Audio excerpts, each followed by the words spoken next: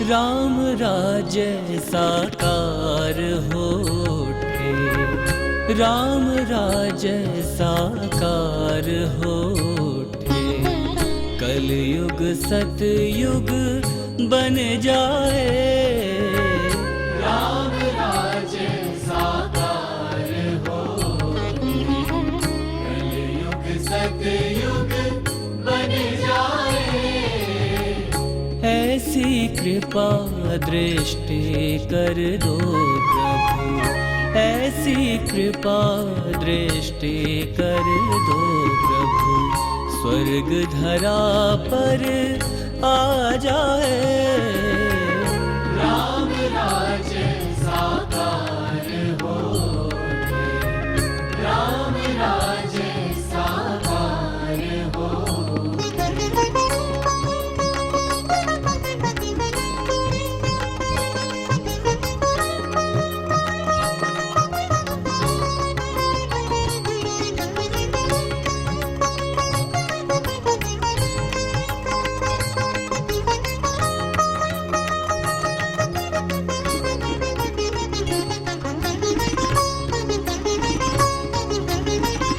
जनमानस में ज्ञान सूर्य का फैले ऐसा उजियारा। जनमानस में ज्ञान सूर्य का फैले ऐसा उजियारा। विकसित हो विश्वास सरों में, श्रद्धा सुमनों की माला। विकसित हो विश्वास सरों में, श्रद्धा सुमनों की माला।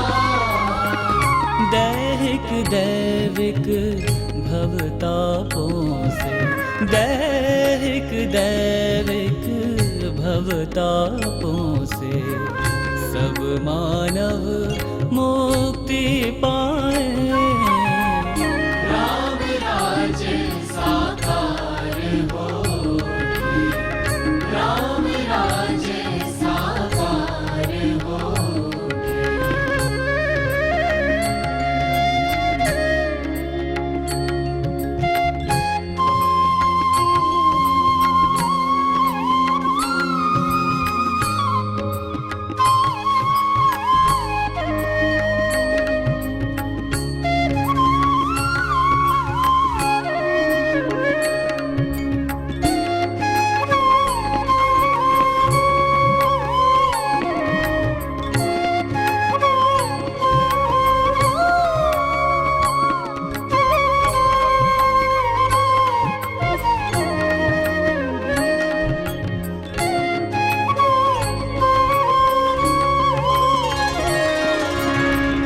गाँव-गाँव की गली गली में मचल उठे भाईचारा।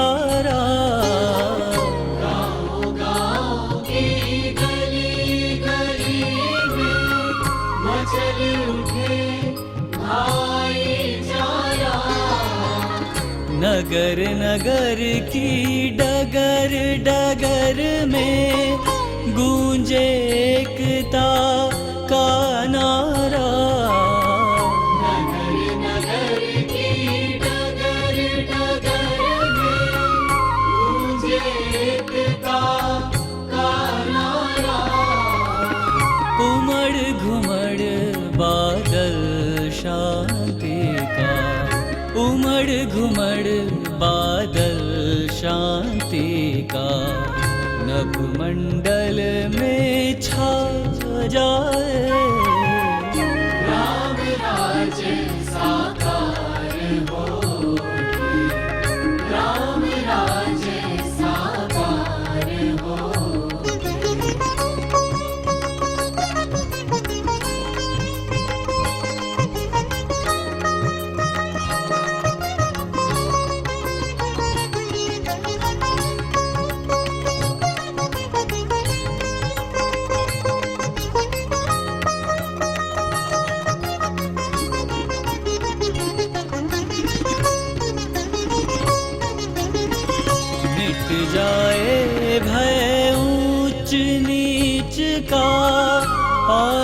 विषमता की खाई, मिट जाए भय ऊंच नीच का और विषमता की खाई। अखिल विश्व बंधुत्व भाव की बाजे घर घर शहनाई। अखिल विश्व बंधुत्व भाव की बाजे घर घर शहनाई। करुणा की मुक्तामणियों से, करुणा की मुक्तामणियों से हृदय सिंधु उफ ना जाए। राम राज्य साकार होठे, राम राज्य साकार होठे।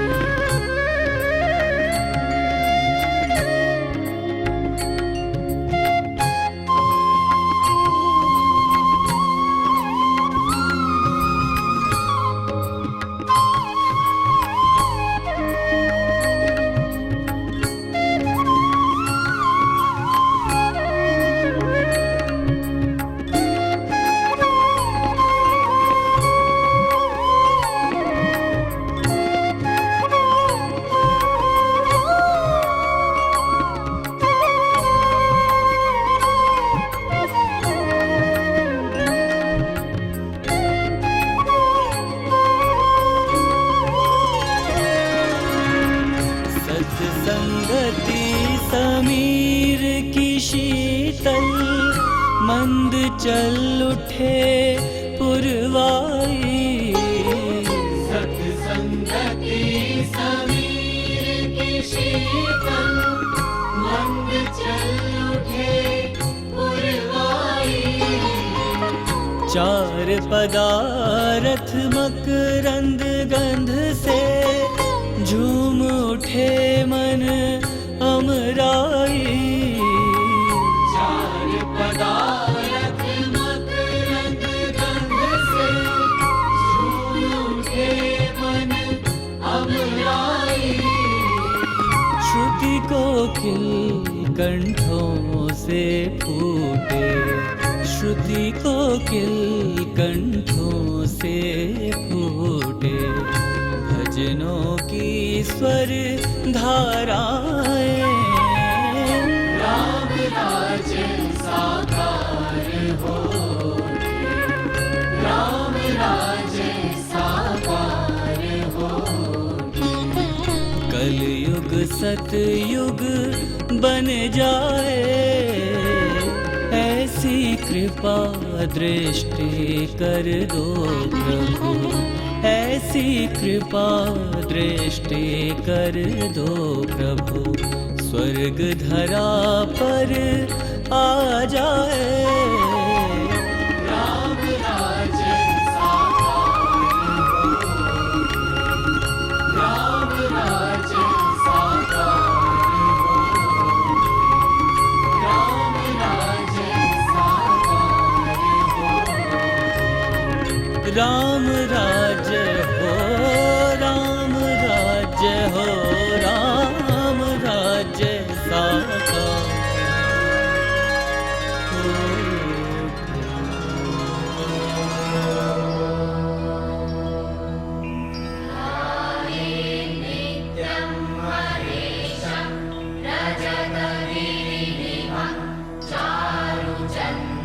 चारुचन्द्रावतंसं रत्नाकल्पोज्ज्वलां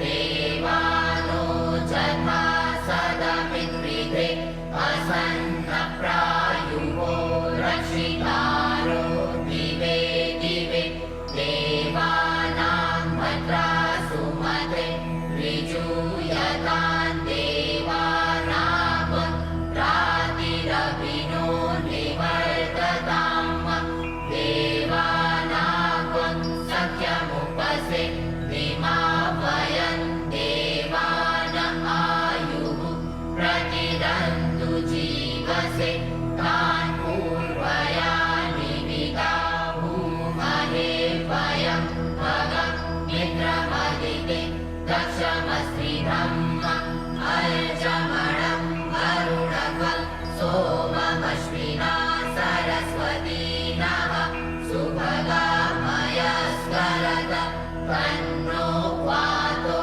वयो भुवादु वेगजन् तन्माता पृथिवी तत्पिता द्यौः तत्रावणः सोमसुतो मयो भुवस्तदश्विना शृणुतन् कृष्ण्याजुवम् तमीशानं जगतस्तस्थुपस्पतिं प्रियं जीवमवसे भूमहे वयं मुखानो जथा वेदसामसद्विधे रक्षिता वायुरदब्धः स्वस्तये स्वस्ति न इन्द्रो वृधश्रवाः स्वस्ति नः पूषा विश्ववेदाः स्वस्ति न सार्क्ष्यो अरिष्टनेमिः। बोलिए परम पूजनीय परम श्रद्धेय गुरुदेव सर श्री आशुतोष महाराज जी की जय। श्री कृष्ण बलदेव की जय सच्चे दरबार की जय। आए हुए समस्त भक्त श्रद्धालु जनों की ओर से एक बार पुनः मैं मंच पर अध्यासीन परम पूजनीय परम श्रद्धेय गुरुदेव सर श्री आशुतोष महाराज जी की शिष्या महामनस्विनी भागवत भास्कर भागवताचार्य कथा व्यास साध्वी सुश्री आस्था भारती जी का हार्दिक स्वागत करती हूँ, हार्दिक अभिनंदन करती हूँ। सज्जनों, एक बार पुनः साध्वी जी हमें श्रीमद् भागवत महापुराण की डिवाइन इंस्पिरेशंस को हम तक पहुंचाने का एक सुदृढ़ माध्यम बनने जा रही हैं। परंतु आज की इस कथा का शुभारंभ करने से पूर्व I would like to focus on a single fact that why this katha? Why should we listen to this katha? आखिर हम यह कथा सुने तो क्यों? इसके पीछे क्या कारण है? हमें इससे क्या लाभ होने वाला है? चलिए इसे साइंस की टर्म्स में समझने का प्रयास करते हैं। हम सब जानते हैं कि यह समस्त संसार एक्शन और रिएक्शन, कॉज और इफेक्ट के फिनोमिनन पर चल रहा है। Newton's third law of motion states, to every action there is an equal and opposite reaction. यानी हम जो भी एक्शन करते हैं उसका रिएक्शन हम पर ज़रूर होता है। हमारी हर क्रिया पर प्रतिक्रिया होना स्वाभाविक है और यही एक्शन, रिएक्शन, कॉज और इफेक्ट के यही फिनोमिनन हमें एक्चुअली सुख दुख के घेरे में घेरे रखता है, हमें बंधनों में, इस संसार के बंधनों में बांधे रखता है। फिर इसका उपचार क्या है? क्या किया जाए? What is the remedy? सज्जनों, श्रीमद् भागवत कथा ही एकमात्र उपचार है। लॉर्ड्स कथा इज द ओनली एंटीडोट। पर कैसे? देखिए, जहाँ पर न्यूटन ने अपना लॉ रखा कि to every action there is an equal and opposite reaction, साथ साथ ही उन्होंने अपने इस लॉ पर एक कंडीशन भी लगा दी कि दो एंटिटीज़ एक दूसरे पर एक्ट और रिएक्ट तभी कर सकते हैं when they are along the same line, जब वह समान स्तर पर खड़े होते हैं, जब वह एक ही लेवल पर होते हैं। पर अगर उनमें से एक भी एंटिटी ऊपर उठ जाए, उच्च अवस्था को प्राप्त कर ले, तो वह एक्शन रिएक्शन के घेरे से बाहर निकल आती है। फिर उसे संसार में कोई भी चीज़ प्रभावित नहीं करती। ऐसे में कथा क्या करती है? कथा actually gives us liberation, and not just the mortal liberation, it actually elevates us from the earthly influences. It liberates us. It makes us rise and evolve both psychologically and spiritually. अध्यात्म, यह कथा हमारी मन, हमारी आत्मा को उच्चता प्रदान कर देती है, हमें ऊंचा उठा देती है, और तब हम इस संसार में रहते हुए भी संसार से ऊपर उठ जाते हैं। तब हम earthly influences के घेरे में नहीं आते। We become liberated, जीवन मुक्ता, हम मुक्त हो जाते हैं, संसार के सुख दुख हमें नहीं व्यापते। सज्जनों, यह है श्रीमद् भागवत कथा के पीछे की वैज्ञानिकता, उसके पीछे की साइंस। परंतु एक बात और यहाँ ध्यान देने वाली है कि क्या केवल मात्र कथा सुनने भर से हम मुक्त हो जाएंगे? नहीं, उसके लिए हमें प्रैक्टिकल स्पिरिचुअलिटी से भी जुड़ना पड़ेगा। Because practical spirituality, it is not just the theoretical interpretations. अध्यात्म केवल मात्र कथा कहानी नहीं है, केवल मात्र कोरे शब्दांत या सिद्धांत नहीं है, केवल मात्र तर्क वितर्क नहीं है। Rather, true spirituality, it inspires us to move ahead from theories to practical, from texts to the laboratory of this human body, from mere belief to the realistic experiments. अध्यात्म हमें थ्योरी से प्रैक्टिकल की ओर अग्रसर करता है। अध्यात्म हमें शब्दों से अनुभूति की ओर बढ़ा देता है। तभी तो वेस्ट के एक बहुत बड़े सेंट हुए हैं, सेंट प्लेटो। उन्होंने कहा, the science of Lord is the science of sciences. परमात्मा का विज्ञान विज्ञानों का भी विज्ञान है। क्यों? क्योंकि यहाँ पढ़ने और पढ़ाने से कहीं ऊपर उठाकर देखने और दिखाने की बात की जाती है, प्रत्यक्ष दर्शन की बात की जाती है, साक्षात्कार की बात की जाती है। Because yes, God can be seen, परमात्मा देखा जाता है, उसका दर्शन किया जा सकता है, उसका साक्षात्कार संभव है। जब एक पूर्ण सद्गुरु की शरण में एक शिष्य जाता है, वे उसे ब्रह्म ज्ञान प्रदान करते हैं, and then he sees Lord within his own inner selves। वो अपने घट के भीतर ही ईश्वर का दर्शन करता है। इसलिए भगवत प्रेमियों, इस कथा को केवल मात्र सुनने तक सीमित ना रहें, बल्कि अपने कदमों को आगे बढ़ाएं, इस पर मनन चिंतन करें और फिर प्रभु की प्रत्यक्ष अनुभूति की ओर अग्रसर भी हों, प्रभु के प्रत्यक्ष साक्षात्कार की ओर भी अपने कदमों को बढ़ा लें। यही हमारे जीवन को सुख प्रदान कर सकता है, शांति प्रदान कर सकता है।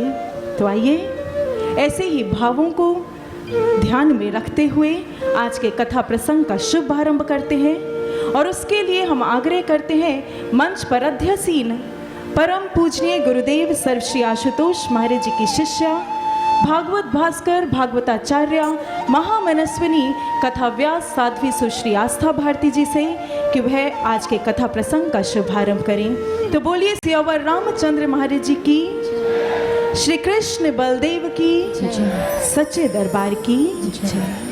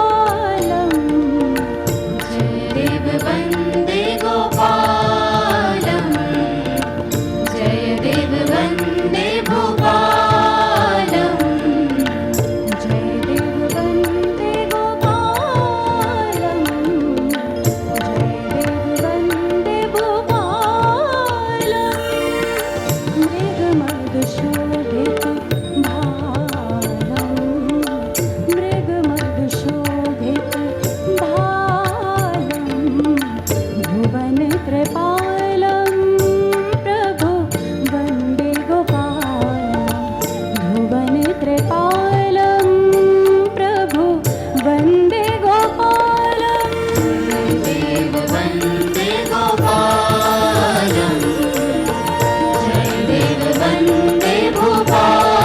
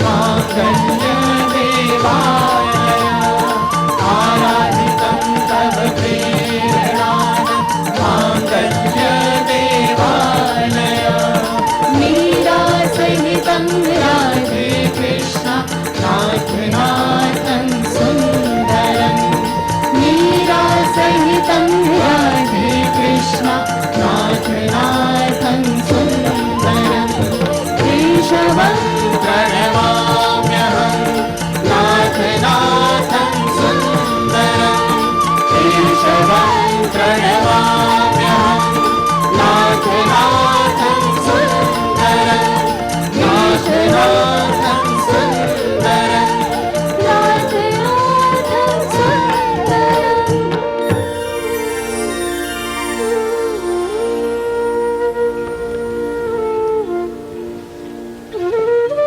अज्ञानतिमिरान्धस्य ज्ञानाञ्जनशलाकया चक्षुरुन्मीलितं येन तस्मै श्रीगुरुवे नमः तस्मै श्रीगुरुवे नमः तस्मै श्रीगुरुवे नमः। बोलिए जगत गुरु भगवान श्री कृष्ण की जय स्यावर रामचंद्र महाराज जी की जय उमापति महादेव की जय माँ दुर्गा भवानी की जय परम पूजनीय परम श्रद्धेय सद्गुरु आशुतोष महाराज जी की जय सच्चे दरबार की जय। श्री कृष्ण अनुरागियों, इस द्वितीय आस्थायिका में आप सभी का हार्दिक अभिनंदन है। प्रभु के प्यारे भक्तों, हम भगवान की अनुपम लीलाओं को श्रवण करने हेतु यहाँ उपस्थित हुए हैं। श्रीमद् भागवत महापुराण यह पावन पुनीत ग्रंथ भगवान की अनुपम लीलाओं से ओतप्रोत है और साथ ही साथ भक्तों की प्रार्थनाओं से भी लबालब भरा हुआ है। जब भी भक्त और भगवान का मिलन होता है तो वह दृश्य कोई साधारण नहीं होता। वह दृश्य एक ऐसा इतिहास रच जाता है कि आने वाला समय बारंबार उससे शिक्षा लिया करता है। एक बार भक्त और भगवान का मिलन हुआ चित्रकूट पर्वत पर, जब प्रभु त्रेता युग में श्री राम का रूप लेकर आए। उस क्षण प्रभु श्री राम और भक्त हनुमान की भेंट हुई। भगवान श्री राम अपना परिचय देते हनुमान से कहते हैं कि मैं दशरथ नंदन राम हूँ। आपन चरित कह हम गाई, कहो विप्र निज कथा सुनाई। कि हमने अपना चरित्र कह सुनाया, हे ब्राह्मण अब आप अपनी कथा सुनाइए। ज्यों ही हनुमान जी ने सुना ये दशरथ नंदन है, यानी मेरे प्रभु हैं, उसी क्षण दोनों हाथ जोड़ लिए, कहने लगे प्रभु मैं मंद मोह बस कुटिल हृदय अज्ञान। मैं तो मंद बुद्धि हूँ, अज्ञानता से भरा हुआ हूँ। मुझ जैसे इंसान की कथा क्या हो सकती है प्रभु? हम जैसे मानवों की तो केवल मात्र व्यथा है व्यथा, और इस व्यथा को कोई दूर कर सकता है तो वो आपकी कथा है। सत्य कहा सज्जनों, सत्य। हर मानव जो इस सृष्टि में व्यथित है, जिसका मन अशांत है, वो इस व्यथित मन को शांत कर सकता है यदि वो भगवान के कथामृत का रसपान कर ले। उसकी जन्म जन्मांतर से अतृप्त आत्मा शांत हो सकती है यदि वो प्रभु के उस रसामृत का रसास्वादन कर ले। आज राजा परीक्षित, जिन्हें श्रृंगी ऋषि के द्वारा यह श्राप मिला है कि 7 दिन के भीतर तक्षक नाग के द्वारा उनका प्राणांत हो जाएगा, जब इस श्राप को सुना राजा परीक्षित ने अपने राज वैभव का त्याग कर दिया। गंगा नदी के किनारे जाकर बैठ गए। संतों ऋषियों महर्षियों से प्रश्न कर रहे हैं, क्या मैं अपने इस श्राप से मुक्त हो सकता हूँ? क्या मैं अपनी मौत को, अपनी मृत्यु को उजागर कर सकता हूँ? कोई तो ऐसा उपाय होगा कि इन 7 दिवस के भीतर मैं प्रभु को प्राप्त कर लूं, मोक्ष को प्राप्त कर लूं। उस क्षण द्वारिकाधीश की कृपा से सुखदेव जी का आगमन होता है और राजा परीक्षित सुखदेव जी के श्री चरणों में बैठ जाते हैं। सुखदेव जी महाराज परीक्षित को कथा सुना रहे हैं, वही कथा जो वेद व्यास जी ने श्रीमद् भागवत महापुराण के भीतर दर्ज कर दी। सुखदेव जी महाराज परीक्षित के एक एक प्रश्न का उत्तर देते चले जा रहे हैं और इस प्रकार अनेक भक्तों की कथा बांटते चले जा रहे हैं। कभी विदुर की कथा कह सुनाई, कभी सती प्रसंग का वर्णन किया, कभी नन्हे से भक्त ध्रुव की कथा कही, तो कभी जड़ भरत जी का प्रसंग कह सुनाया। तदोपरांत राजा परीक्षित दोनों हाथ जोड़कर पुनः सुखदेव जी महाराज के चरणों में प्रार्थना करता है। कहने लगा, गुरुदेव, आपने मुझे प्रभु की बहुत सी अनुपम लीलाओं का रसपान करवाया। सृष्टि की उत्पत्ति, सृष्टि का निर्माण कैसे हुआ, यहाँ तक कि आपने मुझे बहुत से लोकों का वर्णन भी कह सुनाया।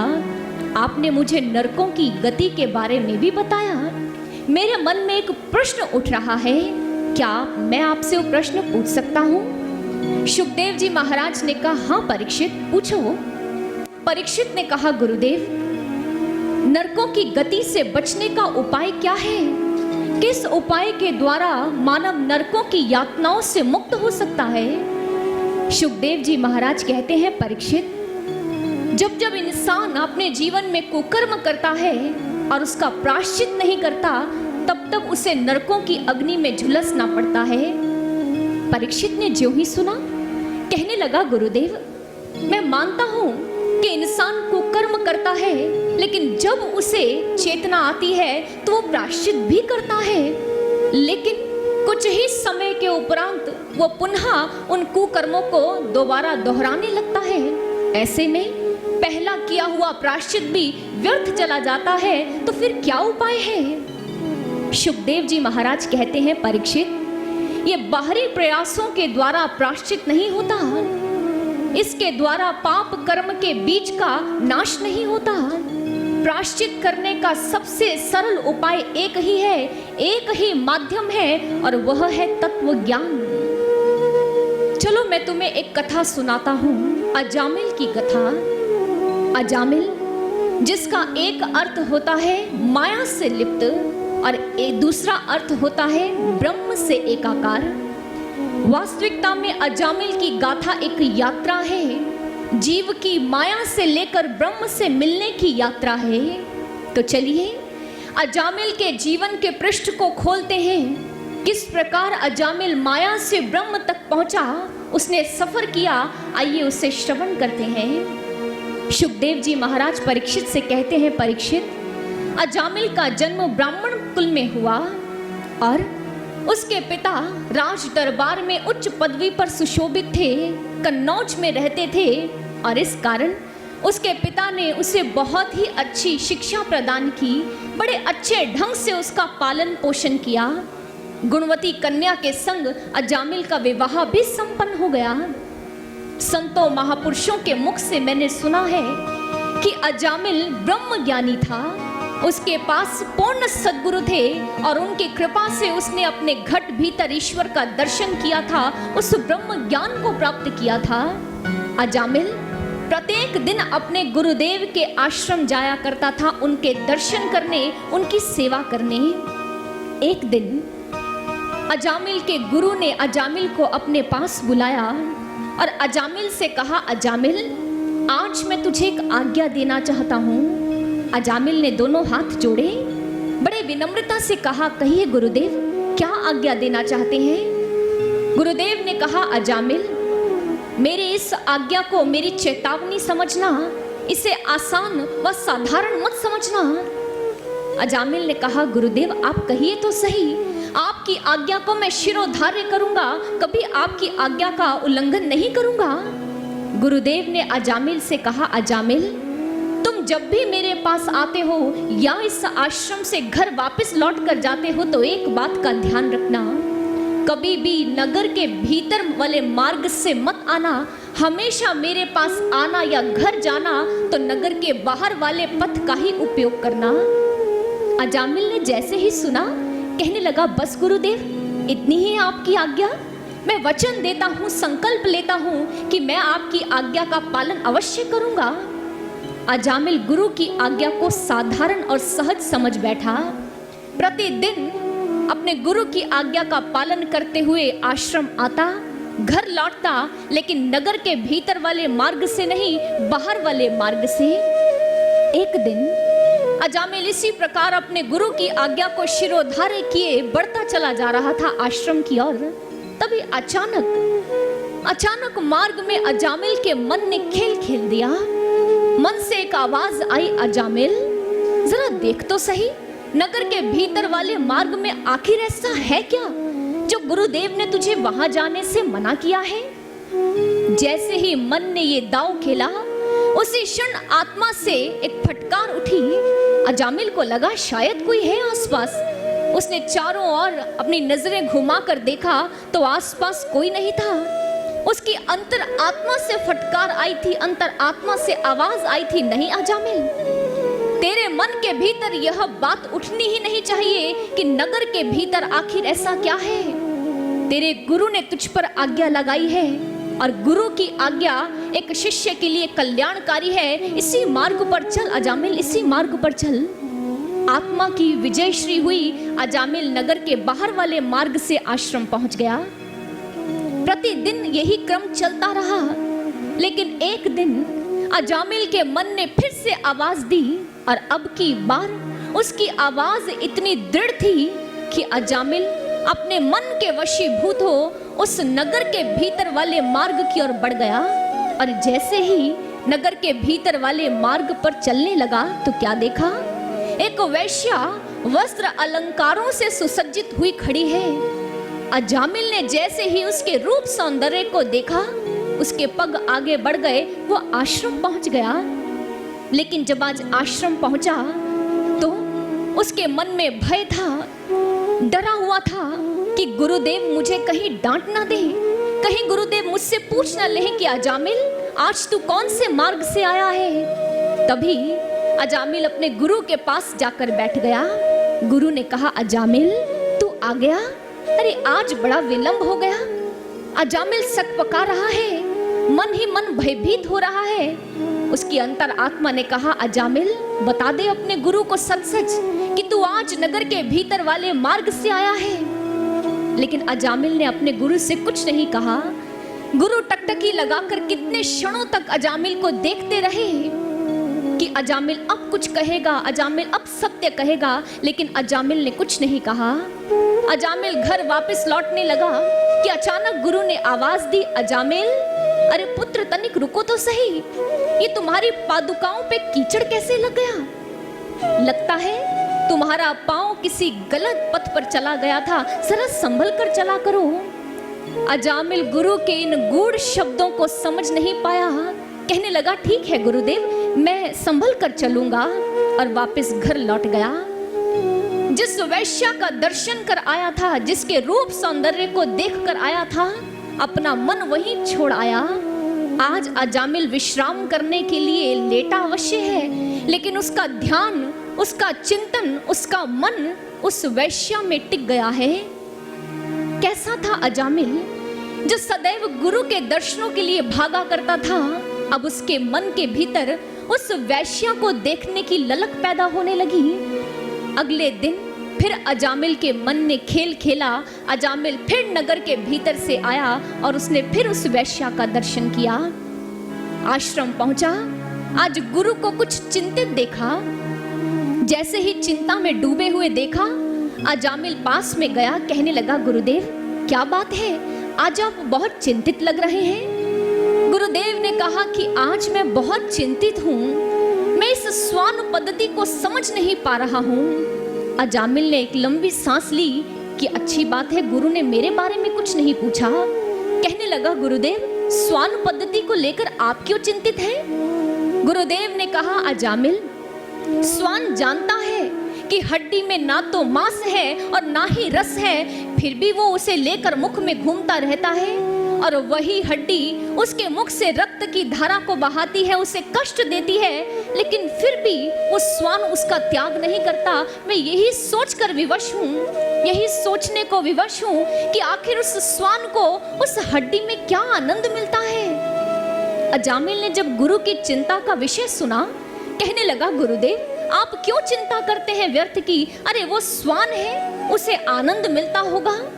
गुरु ने कहा, अजामिल मेरा एक शिष्य भी आज स्वान जैसी क्रिया कर रहा है, इसलिए मैं चिंतित हूँ। अजामिल अब भी अपने गुरु की उस सांकेतिक भाषा को नहीं समझ पाया, और आज जब अपने आश्रम से घर की ओर लौटने लगा गुरु ने फिर से आवाज दी, पुत्र जरा ध्यान से जाना, आज बहुत अंधकार है, कहीं तुम्हारे कदम लड़खड़ा ना जाएं। अजामिल ने बाहर देखा तो अभी तो दिन था। अजामिल सोचने लगा, अरे गुरुदेव को क्या हो गया है, ये कैसी बहकी बहकी बातें कर रहे हैं, कह रहे हैं अंधकार हो गया है। अपने गुरु के उन सांकेतिक भाषा को नजरअंदाज करते हुए जैसे ही आज घर की ओर लौटने लगा तो उसके कदम उस वैश्या की ओर बढ़ गए। आज वो ऐसे मार्ग की ओर बढ़ गया जहां से वापस लौटना अजामिल के लिए बहुत कठिन हो गया। गुरु के दर्शन छूट गए और वैश्या के संग जाकर रहने लगा। धीरे धीरे अजामिल ने क्या किया, जब उससे धन और संपदा का अभाव होने लगा तो उसने अपने ही घर में चोरी करनी आरंभ कर दी। जब उसके पिता को इसका भान हुआ तो उसके पिता ने उसे घर से निकाल दिया। पैसा कमाने के लिए उसने चोरी करना आरंभ कर दिया, जुआ खेलना आरंभ कर दिया। धीरे धीरे सारे समाज ने अजामिल को उसका तिरस्कार कर दिया, उसे अपने समाज से बहिष्कृत कर दिया। अजामिल वैश्या के संग शहर से बाहर जाकर रहने लगा। जब भूख के मारे आत्मा अकुला उठी तो मांस का भक्षण करना आरंभ कर दिया। वह अजामिल जिसने अपने संपूर्ण जीवन केवल मात्र शाकाहार का ही भोजन किया, आज उसने मांसाहार का सेवन किया। जिस मुख से सदैव गुरु की महिमा बांची, आज उस मुख से अपशब्द बोलने सीख लिए। देखा आपने अजामिल को, अजामिल ने एक दृश्य को देखा और अजामिल का जीवन पतन के मार्ग पर आकर खड़ा हो गया, सर्वनाश के मार्ग पर खड़ा हो गया। सज्जनों, अजामिल की गाथा हमें सोचने को विवश कर रही है। मात्र एक दृश्य ने अजामिल के जीवन को बदल कर रख दिया, क्योंकि भगवान श्री कृष्ण कहते हैं, ध्यायतो विषयान् पुंसः संगस्तेषु पजायते, संगात् संजायते कामः, कामात् क्रोधो विजायते, क्रोधात् संभवति। कि जब जब भी इंसान विषयों का चिंतन करता है उसके प्रति उसके मन में आसक्ति पैदा होती है। आसक्ति कामना में बदलती है और कामना में अवरोधक बनने के कारण क्रोध उत्पन्न होता है। क्रोध से मूढ़ भाव से स्मृति भ्रम से बुद्धि नाश और बुद्धि नाश से मानव पतन की ओर मुड़ जाता है। आज अजामिल के साथ भी यही हुआ। उसने एक विषय का चिंतन किया और उसकी स्थिति कैसी हो गई। सज्जनों, यदि अजामिल के जीवन को एक दृश्य ने बदल कर रख दिया तो सोच कर देखिए, आज के मानव का भविष्य क्या सुरक्षित होगा? क्या आज का युवा जिसके समक्ष चारों ओर केवल अश्लीलता का ही प्रचार प्रसार हो रहा है, क्या ऐसा युवा, इसका भविष्य सुरक्षित है? नहीं। $3075 प्रति सेकंड अश्लीलता के प्रचार और प्रसार में खर्च किए जा रहे हैं। 28,258 लोग प्रति सेकंड इंटरनेट पर अश्लील दृश्यों को देखते हैं। वह टीवी और वह इंटरनेट जिसे हमारे युवा मनोरंजन का साधन बताते हैं, जिस पर वो पूरी तरह से डिपेंडेंट हो गए हैं। सज्जनों, क्या वो मनोरंजन का साधन है?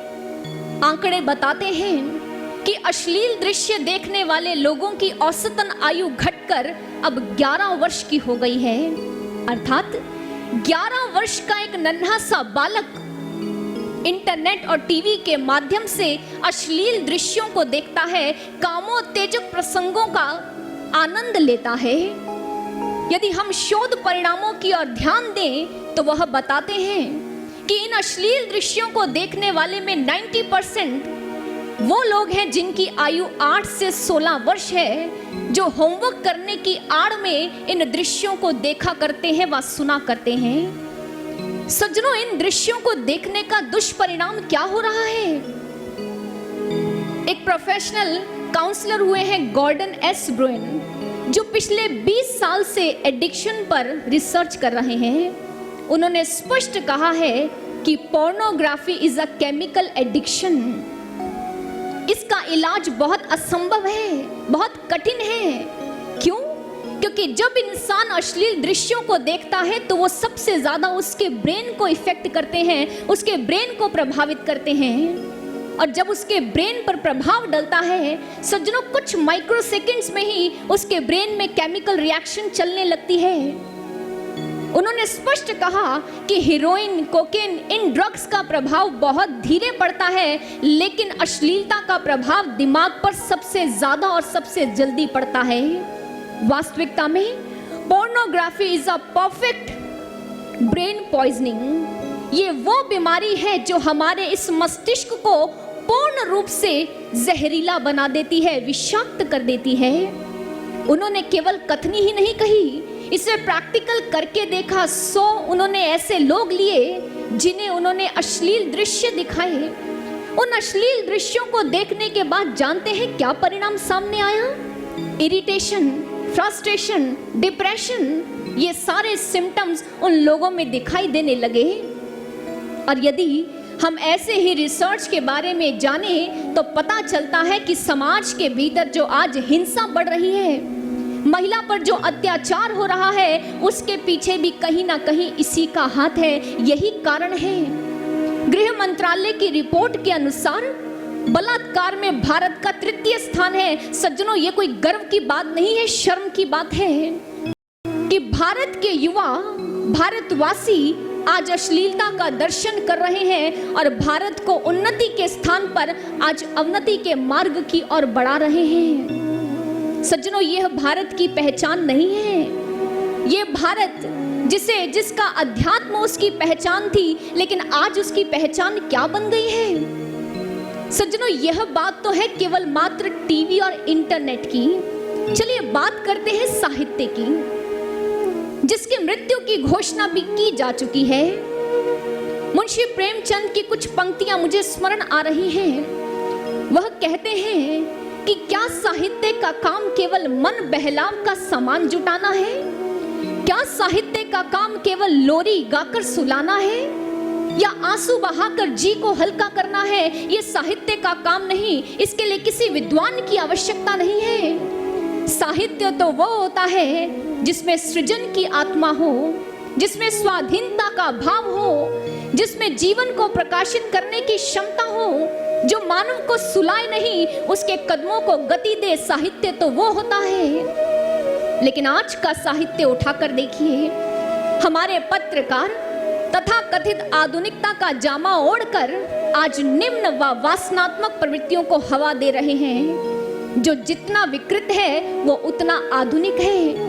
समाचार पत्रों को उठाकर देखिए, फिटनेस, फैशन, सौंदर्य प्रसाधन, ये सबसे ऊपर दिख जाएंगे। लेकिन जो मूल्यवर्धक बातें हैं, जो संस्कृति पोषक बातें हैं, जो समाज को दिशा देने के लिए जो बातें हैं, वो कहीं आपको दूर किसी किनारे पर लिखी हुई दिखाई दे जाएंगी। कभी सुना करते थे तलवार से ज्यादा शक्ति कलम में हुआ करती है, तो आज उस कलम की शक्ति ऐसी क्षीण क्यों हो गई? वो शक्ति जो समाज को जगाने का प्रयास करती थी, आज स्वयं मृत्यु के आगोश में है, तो समाज उन्नति कैसे करेगा? समाज कैसे जागेगा? युवा बड़े ही दृढ़ता से कहता है, हम स्वतंत्र हैं, हमें स्वतंत्रता प्राप्त है, हम आधुनिक हैं। सज्जनों, स्वतंत्रता का अर्थ स्वेच्छाचारिता या उच्छृंखलता नहीं होती। श्री आशुतोष महाराज जी बहुत सुंदर एक घटना बताते हैं। वह कहते हैं कि जब रूस स्वतंत्र हो गया तो एक व्यक्ति रूस की सड़क के बीचों बीच चल रहा था। तभी एक सिपाही ने उसे आवाज दी और उसे किनारे होकर चलने को कहा। तो जानते हैं उस व्यक्ति ने क्या कहा? Excuse me, Russia is free, I am free, I can walk where ever I like. मैं स्वतंत्र हूँ, रूस स्वतंत्र है, मैं जहां चाहूं वहीं चल सकता हूं। जब सैनिक ने यह सुना, उसने कहा, अच्छा, Russia is free, driver is free, he can drive wherever he like। समझे कि यदि तुम स्वतंत्र हो तो इस सड़क पर चलाने वाला, जो गाड़ी को चलाने वाला ड्राइवर है, वो भी फ्री है। अगर उसने भी जहां चाहे वहीं गाड़ी चलाई तो क्या होगा? You will be in the grave and he will be in the jail. तुम कब्र में होगे और वो जेल में होगा। सज्जनों, ये स्वतंत्रता नहीं होती। आधुनिकता किसे कहते हैं आप? हमारा युवा आधुनिक किसे समझता है? ट्रेंडी कपड़े पहन लेने, लेटेस्ट मोबाइल हाथ में पकड़ लेना, लेटेस्ट हेयर स्टाइल, लेटेस्ट चप्पल, लेकिन यह नहीं पता कि समाज की लेटेस्ट प्रॉब्लम क्या है। इससे हम अनभिज्ञ हैं। सज्जनों, यदि आप आधुनिकता इसे कहते हो कि देर रात क्लबों में रहना, ड्रग्स कोकीन्स का सेवन करना, भड़कीले वस्त्र पहनना, सज्जनों अपशब्द कहना, यदि यह आधुनिकता है तो क्षमा कीजिएगा, हमारे समाज को ऐसी विनाशकारी आधुनिकता की आवश्यकता नहीं है।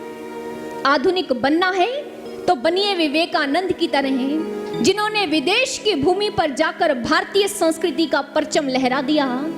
विदेश की वीथियों में घूम रहे थे, कुछ नवयुवकों ने देखा तो उन पर व्यंग्य बाण कसते हुए उनका मजाक उड़ाने लगे। स्वामी विवेकानंद जी ने जब यह देखा तो एक सुंदर सी मुस्कान दी और उसके बाद बड़ी ही निर्भीकता व विनम्रता से बोले, oh brothers, I didn't know that in your country tailor makes a gentleman, for in mine India character makes the one.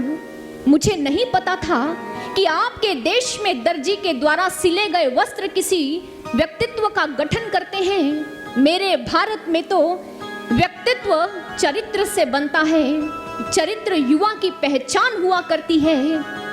सज्जनों, आधुनिक बनना है तो विवेकानंद जैसा बनिए।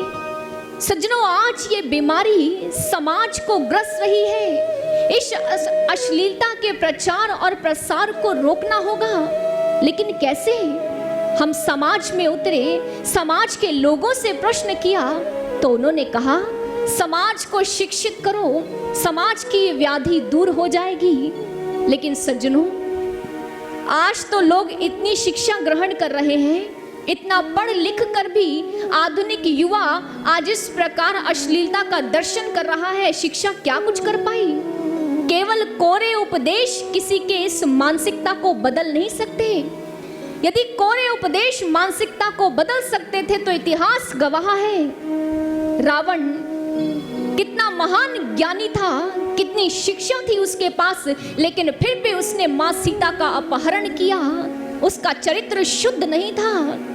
फिर जन समाज से एक आवाज उठी कि यदि परिस्थितियां अच्छी हो तो उन परिस्थितियों में एक युवा का गठन संभव हो पाएगा, ऐसा युवा तैयार हो पाएगा जो देश की उन्नति के लिए कार्य करे।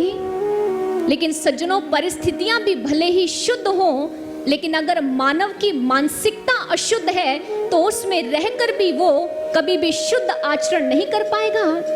इसका गवाह भी हमारा इतिहास दे रहा है।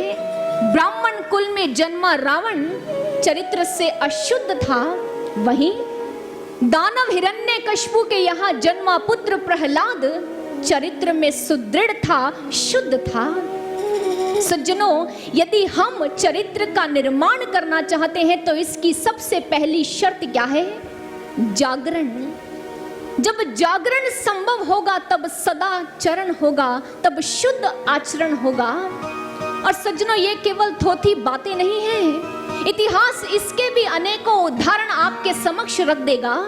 विवेकानंद जिस क्षण अपने गुरुदेव स्वामी रामकृष्ण परमहंस जी के पास गए, उस क्षण उन्होंने उन्हें ब्रह्म ज्ञान प्रदान किया, उनका जागरण कर दिया। तब विवेकानंद जब ध्यान अभ्यास में तल्लीन हुए तो एक दिन उन्होंने बुलंद आवाज में कहा था कि भले ही मुझे संपूर्ण रात्रि के लिए किसी वैश्या के संग रहने को कहा जाए, तो मैं ये दृढ़ता से कह सकता हूँ कि अगले दिन वो वैश्या सुबह संत बनकर बाहर निकलेगी। ये उनका चरित्र था। स्वामी राम तीर्थ जी, उनके पास एक महिला आई और आकर उनसे कहने लगी, मैं अपने नाम के आगे मिसेस राम लिखवाना चाहती हूँ। राम तीर्थ जी ने जो ही सुना तो मुस्कुराते हुए कहने लगे, राम ना तो मिस्टर है, राम ना तो मिस है, राम तो एक मिस्ट्री है। उस महिला ने कहा, आप मेरी बात नहीं समझे, मैं आपके संग संबंध स्थापित करना चाहती हूँ। राम तीर्थ जी ने कहा, तो सबसे सुंदर संबंध तो आत्मा का संबंध हुआ करता है।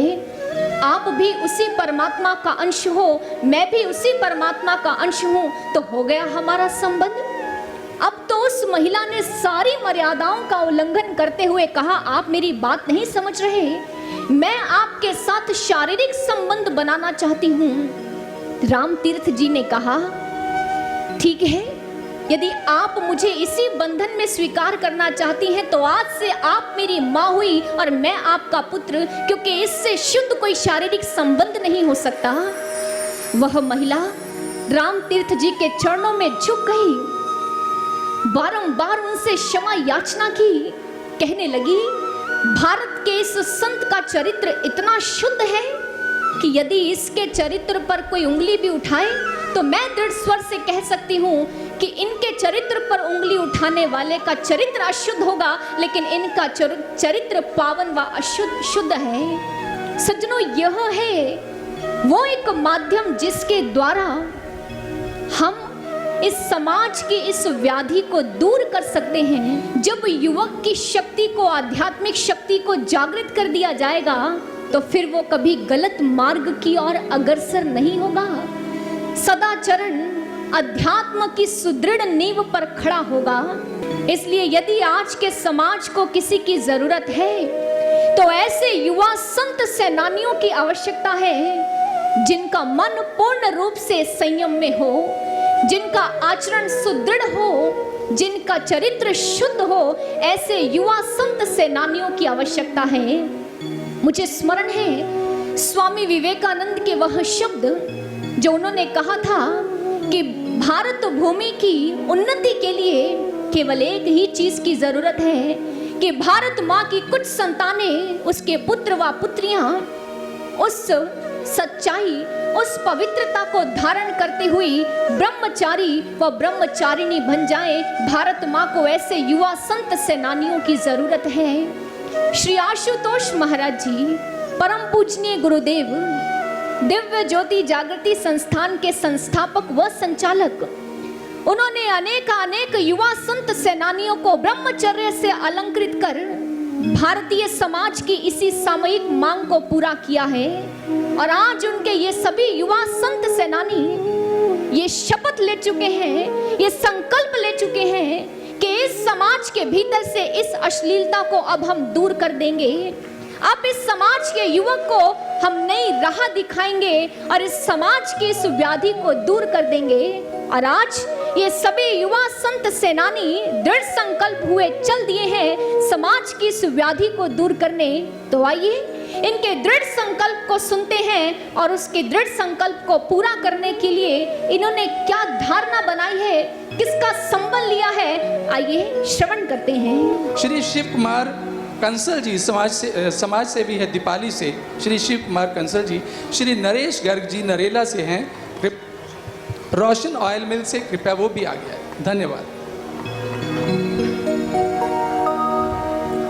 निकल पड़े ले शपथ वक्त को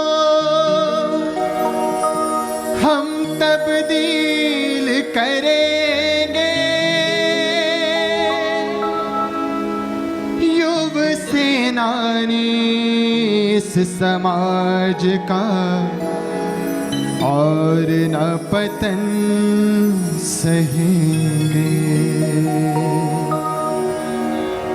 निकल पड़े ले शपथ वक्त को हम तब्दील करेंगे।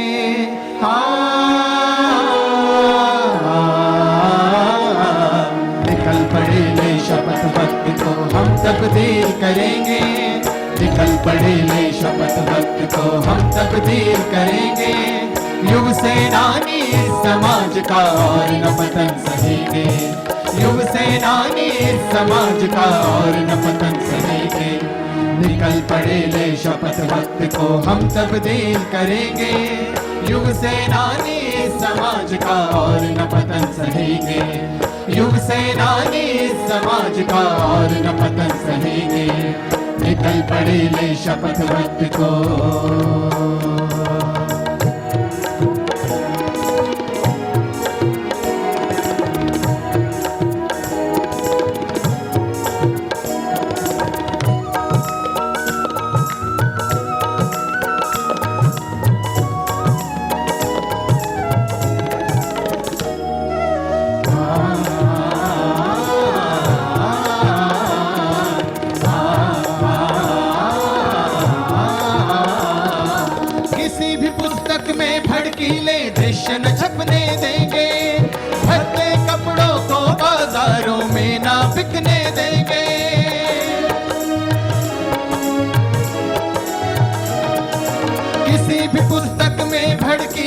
दृश्य न छपने देंगे, भद्दे कपड़ों को बाजारों में ना बिकने देंगे। नारी जब अपनी मर्यादा का खुद ध्यान रखेगी, तो फिर उसकी गरिमा पर उंगली ना कभी उठेगी। कर बुलंद आवाज समाज को जागृत हम कर देंगे, कर बुलंद आवाज समाज को जागृत हम कर देंगे। युव सेनानी इस समाज का और न पतन सहेंगे, युव सेनानी इस समाज का और न पतन सहेंगे। निकल पड़े ले शपथ वक्त को,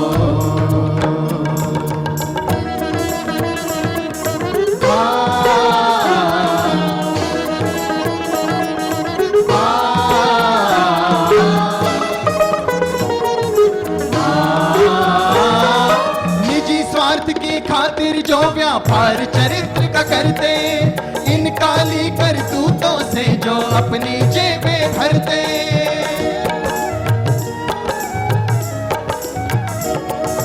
निजी स्वार्थ की खातिर जो व्यापार चरित्र का करते, इन काली करतूतों से जो अपनी जेबें भरते।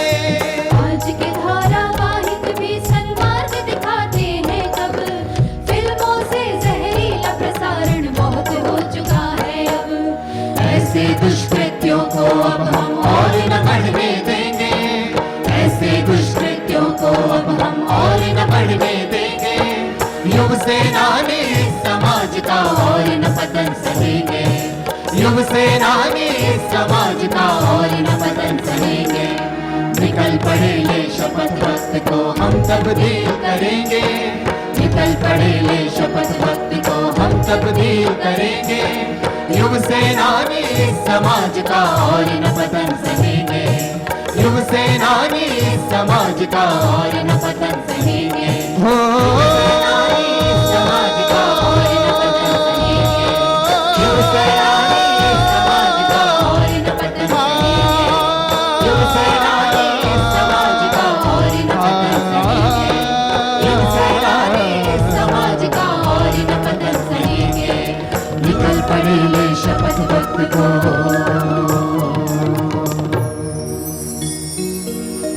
निकल पड़े ले शपथ वक्त को हम तब्दील करेंगे, युव सेनानी इस समाज का और न पतन सहेंगे।